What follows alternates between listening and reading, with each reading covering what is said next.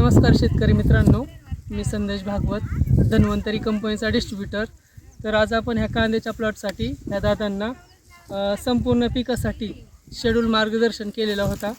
तर ह्या दादांच्या माध्यमातून आपण जाणून घेणार आहोत त्या दादांना कांद्याच्या प्लॉटसाठी काय रिझल्ट आलेले आहेत. दादा नमस्ते. नमस्कार. तुमचं नाव काय दादा?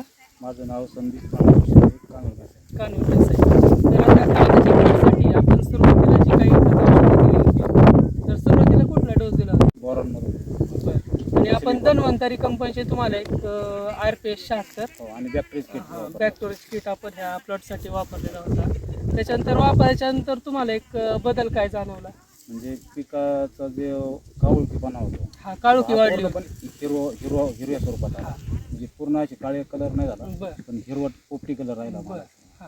आणि पातीमध्ये कडकपणा आला आणि त्याचा पंजा जो आहे ना, पंजा पूर्णपणे व्यवस्थित पंजाबांना पातीची उंची वाढली. वाढली. त्याच्यानंतर मुळांची एक जोमदार वाढ चांगली म्हणजे झाली. पांढरे मुळे आहे ना पूर्णपणे वाढ जाते. आता त्याच्यानंतर आपण सेकंड डोसमध्ये 5 लिटरचा एक गोर सल्टरचा कॅन्ड एक वापरला होता. आणि सेकंड खताचा डोस दिल्यानंतर RPS 76 एक खतांचं एक आपटेक होण्यासाठी एक वापरला. त्यानंतर कांद्याची कंडिशन कशी जाणवली तुम्हाला काय? त्यानंतर म्हणजे कांद्याची फुगवण आहे का, ही फुगवणीला सुरुवात झाली. हां. आणि तो सुरुवात होऊन तो चांगल्या पद्धतीत म्हणजे त्याची वाढ वगैरे चांगल्या पद्धतीत झाली. म्हणजे माना बांधल्या होत्या. त्याच्यानंतर कांद्याची साईज एक चांगली बनलेली होती. शेतकरी मित्रांनो, कांद्याला साईज चांगली बनलेली आहे, कलर चांगला आहे. आणि संपूर्ण आता बघा दादा, यावर्षी वातावरण 6 महिने पाऊस पडला आहे आपल्या वातावरणामुळे. म्हणजे मेपासून पाऊस पडत होता.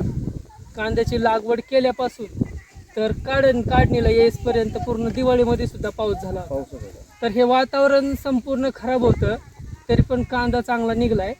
आणि फवारणी किती झाली होती ह्या प्लॉटसाठी आपल्या? प्लॉटसाठी फक्त मी 2 स्प्रे घेतले. फक्त 2 फवारणी झाली.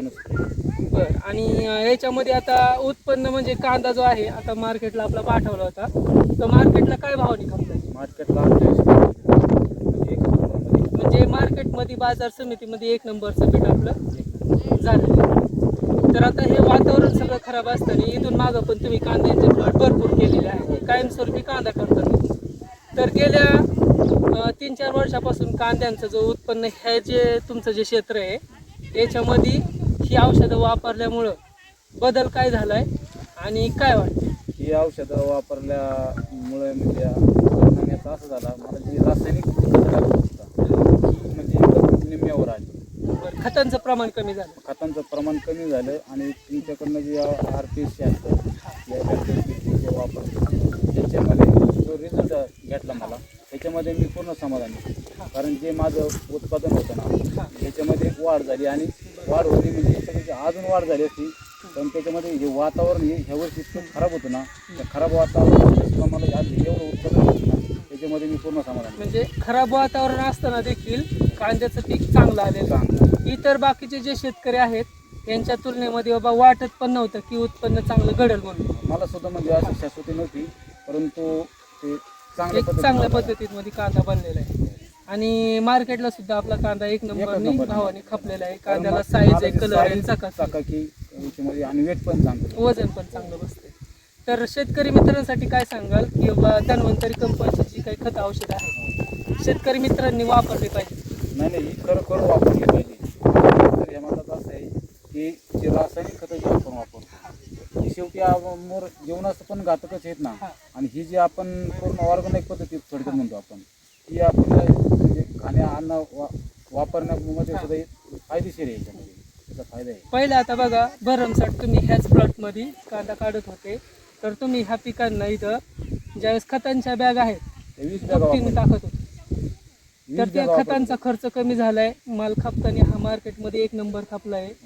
आणि विषमुक्त शेती विषमुक्त अन्न अभियानाच्या अंतर्गत आपण जे काम करतोय त्याच्यामध्ये शेतकऱ्याची आपण यशोगाथा पाहिलेली आहे. शेतकरी मित्रांनो, व्हिडिओ जर तुम्हाला आवडला असेल तर व्हिडिओला लाईक करा, कमेंट करा, शेअर करा.